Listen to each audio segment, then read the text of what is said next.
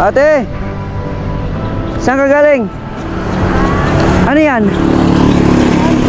Ha? Dating po na narinig ko doon. Ano, binibenta mo? Kaya, pang namin sa baboy. Bye-bye! Thank you! Okay. Salamat sa biyaya mo. Salamat! Ate, bakit naiyak ka, ate? Nagpapasalamat po ako talaga. Hindi ko akalain na sa kunting halaga na ating inabot kay nanay ay siyang magpapaiyak pala sa... Dinasal ko po Panginoon na mabigyan niya ako ng biyaya ngayong araw na to. Oo, tapos? Ayon sa iya, kalooban. Oo. Yan po. Maraming salamat po. Una sa ating Panginoon po. Opo. Ito, may bayani din tayo. May bayani tayo. Bayaning Manny Pacquiao. Ito, si Mr. Joxy, sir. Joxy Margatines. Alright, ito yung labasan dito mga ka-Diyos, no, sa Green Gate. Ito naman ay labasan papuntang likod. Yan, papuntang kinakiper doon. Pwede daanin dyan. So, dito tayo sa kabila mga ka-Diyos.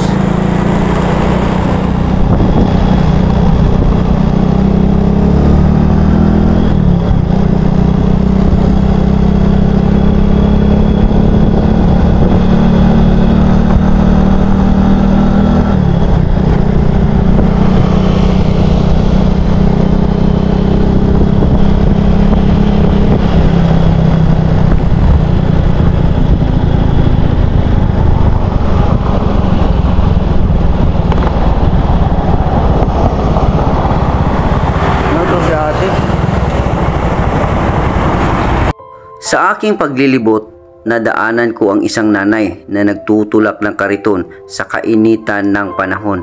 At di kalayuan sa lugar na ito, ako ay huminto at hinintay si nanay. Akala ko bata pa ang nagtutulak, yung pala ay senior citizen na. Kausapin natin si ate. Bigyan natin ng konting mga ka-Diyos si ate. Tingala muna tayo. Ayun. Ito mga ka-Diyos, oh, yung kanal dito sa amin, kaya hindi gaano nagbabaha dito sa amin kasi mayroong ganito. Ayan, oh. Ayun, oh. Mababaw doon na parte, tapos dito malalim. Hanggang doon yan. Ayan, ano lang natin, tanungin lang natin si ate mga Diyos. Kuwawa naman si ate. Ay, si ate. Ate! Saan ka galing? Ano yan? Ha? Dating po na narinig ko doon. Ano, binibenta mo? Kaya, pang namin sa baboy. Sa baba. Saan? Dito kang isda para sa... Malapit ang babahay mo dito? Wala, kabila dito sa tabing ilog. Oo, kumain na po kayo ate? Sa bahay po. Sa bahay pa? Ano yung pambinta mo? Pang ano lang? Pang bahay yung si baboy. Oo. Sa aso sa baboy, dinutuin. Kalakal po, nangangalakal. Nangalakal ka. Sige ate. Okay lang ba sa'yo ate? Magtanong ako sa'yo kung anong pangalan mo? Leonida Unay po. Leonida Unay.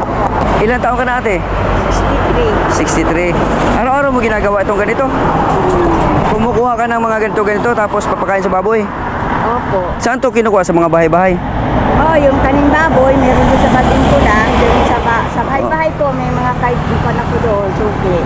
Tapos yung sira kasi yung padyak ko, mga padyak ako noon, ngalakal ako, nabigay sa akin, mga stabi karton.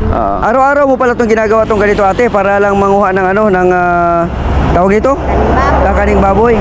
Tapos, may suki ka na yan. Opo. Na araw-araw mo pinupuntahan. Opo. Para magbigay sa'yo ng kakaning baboy, tapos papakain mo sa baboy. Opo. Yun lang ba yung hanap buhay mo ate? Yan lang? Pato, manok. Pato, manok. Yung pato ko, yun, tatlo yung anak niya. Oo. Hindi pa na ito. Minsan nagbibili kami ng mga kalakal sa kapitbahay na punta sa bahay. Mga plastic, Wilkins. Iniipon ko ng mga 2 linggo tapos ako dadalhin sa may anak na po kayo ate? yung ako po pang dalawa kong asawa yan, 76 na siya. 77. Tapos yung anak niya, anim, pero malayo po ang tabi namin. Isa, Tabi muna kayo dito ate, baka mahagip kayo. Usap muna tayo saglit. Tabi natin dito. Ayan, baka mahagip ka ate. Ayan, ganun dito. Ayan, dito ka ate, Ayan. So, upo ka dito ate, Tanungin mo na. Oras mga kadyo si ate, pinagpahinga lang muna natin si ate kasi tirik ang araw ate, hindi ka ba napapagod yung ganyan, tirik ang araw? nasanay na rin po. Nasasanay ka na? Opo. Ano yung... Awa ng Diyos, hindi naman po ako naano sa... Ano yung araw-araw na pamumuhay mo ate, ang source of income? Paano? Sa araw-araw hindi kasi maano kung magkano dahil iniipon ko muna. Ay yung sa baboy, no? Yung sa baboy naman, araw-araw pagkain sa baboy yun. Oo. Kaya yung mga merong Kakanin. gulay na sa palengke na tindahan ng suki ko, iluluto din yan. Lulutuin mo pa yan? Po. Oo. So, mga abot na mga 3 buwan bago ka makakita dyan sa ano, no? Sa baboy. Kasi bago siyang panganak ngayon, mga magdadalawang buwan pa lang. So, yun, bawat totally yan sa anak ko, ako nagtulong lang din para mabigyan kami din ng isa. Yun, palakalakihin namin, pag-4 na buwan, ibibenta ko. Yun ang namin. Pinakatrabaho? Oo, yung mga anak mo ngayon natin, nandyan sa'yo? Ang anak na asawa ko dyan, isa lang dyan, kapitbahay namin, may mag-asawa. Yung isa, taga Bacoor, construction din, pupunta lang dyan. Ang isa, dalawa sa Paliparan, babae lalaki, panganay niya. So ibig sabihin, sulo ka lang sa buhay, wala kang asawa? Opo, wala, nag-asawa kami, yung mga matanda na. May na. Pero dati may asawa ka? Hiwalay kami. Hiwalay kayo? Wala kayong anak nun? Wala din. Wala din? Okay. Northern Samar. Northern Samar. Simula noon, hindi ka na nakapag-asawa ulit? Nagkasawa ko uli, namatay din siya. Namatay din? Kasi sa Bilibid. Si Dinoy. Kaya yung FB ko, Leonida Dinoy. Oo. Pero okay lang ba sa'yo ate na ito, napasama ka sa video ko, okay lang yun? Ayan. So dahil masipag ka ate, ilang taon ka na ulit ate? 63 si ate. Dahil masipag si ate, no, nagtsatsaga si ate ng katulad ng ganito, nangunguha siya ng pasaw ng baboy para galing doon sa mga suki-suki mo, tapos para sa baboy mo, no?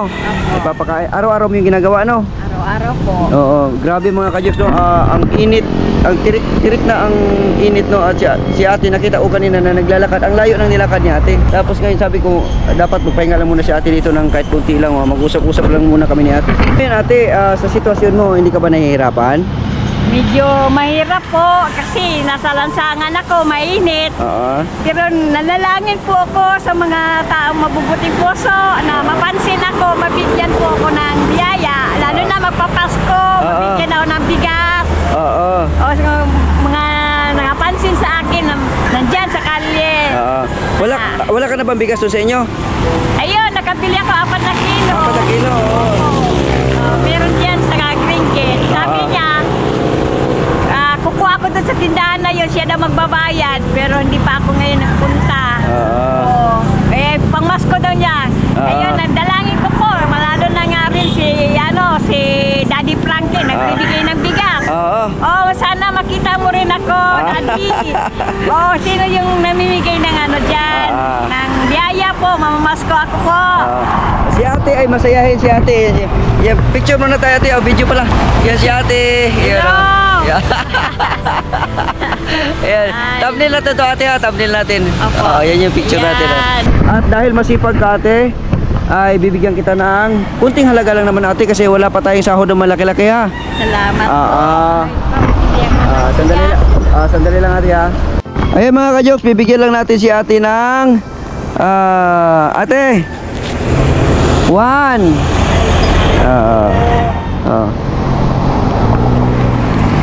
dali lang ha. Kung 2, may mauugot pa kaya ako? Kaya po. Magkano ba yung kita mo sa loob ng isang araw? Alright, naglubat lang tayo, no? At ate, magkano nga yung kinikita mo sa loob ng isang araw? Ano po, mga 150. Ganun lang? Kasi ano lang man po, yung mga karton, mga plastic. Yung yung karton, 3 lang ang kilo. Oo. Yung plastic, magkano lang po ang kilo ngayon, 15. Ang gaan-gaan yan, kailangan marahin po muna. Sa ngayon, magkano nang kinikita mo ngayong araw na to? Ngayon, ito, ang kita ko sa iyo. Wala ka palang kita, ito lang. Opo.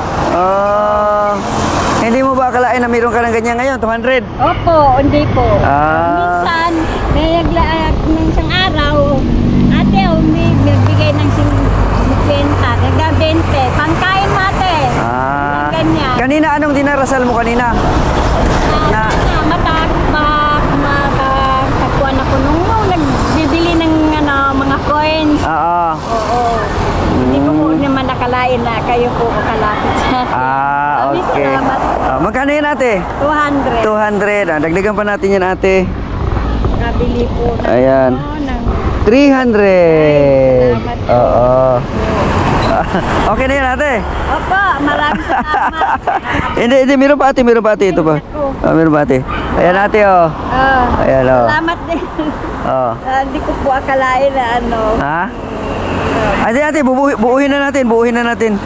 Ayan ate magkano na ate? 500 na. Ayan. Maraming salamat po. Ha? Maraming salamat. Ayon kay ate, 100 lamang ang posible niyang makukuha sa loob ng isang araw. Pero sa araw na ito, hindi daw niya lubos akalain na mayroong magbigay sa kanya ng mas higit pa sa kanyang inakala. Salamat po, Kuya. Sa biyaya po na binigay niyo. Nagdarasal ko po Panginoon na mabigyan niya ako ng biyaya ngayong araw na to. Tapos? Ayon sa iyang kalooban. Yan po. Maraming salamat po. Una sa ating Panginoon po. Opo. Kaya makapagpahinga ka na ngayon, maaga-aga. Opo. Mamaya may lakad ka pa ba mamaya? May kukuhanin ka pang kakaning baboy? May kalakal doon na kukunin ko po. Mamaya hapon. Ate, bakit naiyak ka ate? Nagpapasalamat po ako talaga na hindi ko akalain na sukunting halaga na ating inabot kay nanay ay siyang magpapaiyak pala sa kanya. biyayaan po ako. Nabigyan niyo po ako ng biyayan. Katulong na po sa akin po. Bili naman ng bigas at gamot. Bakit gamot ate? Yung pang-maintenance yung hika. Maintenance mo? Mahika ka. Mahika ka doon sa asawa ko. Ako naman, kaya yung mga lang po, yung pagod sa katawan. Sige ate, tama-tama yan, makakain ka na yan, may pambili-bili ka na ate ha. Maraming salamat. Ate, pagpasensya mo na yun natin, medyo gipit mo na ang jokes TV ngayon. Marami po ito, wala sila dito, tulong. Aper muna tayo ate, aper. Maraming salamat. Ayan, yan ay galing sa blessing, galing sa Panginoon na talaga namang hindi man tayo magkakilala pero pinagtagpo tayo ngayong araw na to. No, hindi ko naman akalain na madaanan kita eh. Kaya yan talaga para sa iyo yan. Hindi man ganun kalakihan pero okay na rin yun natin ano? Opo, maraming salamat. Marami na dito. Bakit ka na maluha? Nagpapasalamat po ako talaga kasi habang nagsasalita si ate ay pasimple niyang pinunasan ang kanyang luha kasi nga aking napuna na siya ay lumipad. Walang-wala po talaga eh. Yung ang palang araw-araw ko kinukuha ng butuka, may sundan ako. Ayun, binili ko ng pagkain ng manok, 1 kilo, kanyang gamot ko sa sipon. Yun, tapos nabili ako ng kape, asukal. Kaya po, yung binabudget ko po yun, araw-araw, yung pong income ko na. Talaga isang araw, nakuha ko na isang ano. Ayos. Makabili din ako ng bigas. Minsan, pinagkano ko lang po. Saan ba yung bahay mo dito? Diyan po, bago tatawid ng tulay. Saan yun dito? Bago tatawid ng tulay dito? May kaliwa. May kaliwa dyan? Sa baro. Unang kanto dito, napakaliwa doon. Sa kaliwa. Tapos kakaliwa pa uli. Sira ang doon, kalsada. Naglalakad lang ako, tatawid ko doon sa refrap, ilog. Ganyan ko doon. Ano bang pangalan na kilala ka doon, ate? Nanay Nida. Nanay Nida. Apo. Sige, baka makapasyal ako dun sa inyo. Tingnan na lang natin ano. Baka makapasyal. Nanay Nida. Basta yung kaliwa dito, tapos sunod na ano, kaliwa ulit. Kasi pag diretso mo, meron dyan kalsada na ginagawa. Kalak yun. Katapos diretso. Diretso pa? Diretso may pababa. Yung ginagawa ngayon ng ano doon, yung tulay. Hindi ngayon madaanan. Kami, may kalsadang pa ganyan na maliit. Yung tinitira namin, yung excess na daw yun, pero hawak na ni Kapitan Baby. Doon kami, yung anak ko yung ginanin niya doon, nagbantay-bantay doon sa lupa. So ate, yung mga anak mo ate, malalaki na, ilan yung anak mo ate ulit? Anim yan sila. Anim yan sila? Patay na yung dalawa. So apat na lang. Bali, anim yung wild, sa dalawa, tatlo, apat. Anim ang buhay. May dalawang. Dalawa patay. So wala ka nang maliit na yung binubuhay o inaalagaan, wala na. Wala po. Wala na. Okay, at least ito paano malalaki na sila. Yung sa'yo na lang, yung sarili mo na lang. Sarili namin dalawa mag-asawa.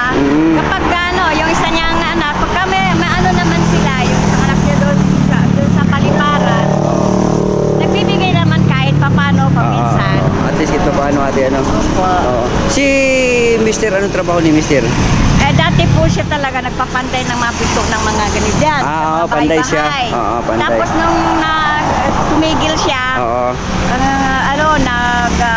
kalakal. Kalakal siya. Okay. So, ate, maraming salamat ate ha. Maraming salamat talaga ate, sir. Maraming salamat. Napakasarap isipin na makakita ka ng ngiti ng taong nagpupursige. Salamat talaga ate, sir. Maraming salamat. Ingat ka sa paglalakad mo araw-araw dito sa kalsada. Ingat ka ate ha. Baka sa tabi ka lang, baka mamaya may di ba? Alam mo na, mahagip tayo ng mga sakyan. Kunting ingat lang po, no. Sa edad mo ngayon, medyo hindi maganda na naglalagay ka sa kalsada. No, pero ingat lang kasi yun talaga ang trabaho mo ha. Opo. Okay, salamat. Maraming salamat. Maraming salamat. Ang blessing na yan ay nanggagaling sa ating kay Kuyang Imit. Kuyang Imit. Kuyang Imit. Nandiyan din kayo sa FB. Meron din ako sa FB, Boss Jokes sa FB. Si Boss Jokes. Boss Jokes JOX. Sa FB. Sa YouTube, sa YouTube meron. Ito sa YouTube ito ate. Opo. Sa YouTube ito. Kibali Jokes MTV naman sa YouTube. Iwan ko lang kung meron pa dito yung aking sticker. Mamaya bigyan kita ng sticker ha. Sige po. Okay. So maraming salamat ate. Paalam sa iyo ate. Maraming salamat. Bye-bye. Thank you. Okay. Salamat sa biyaya mo. Salamat.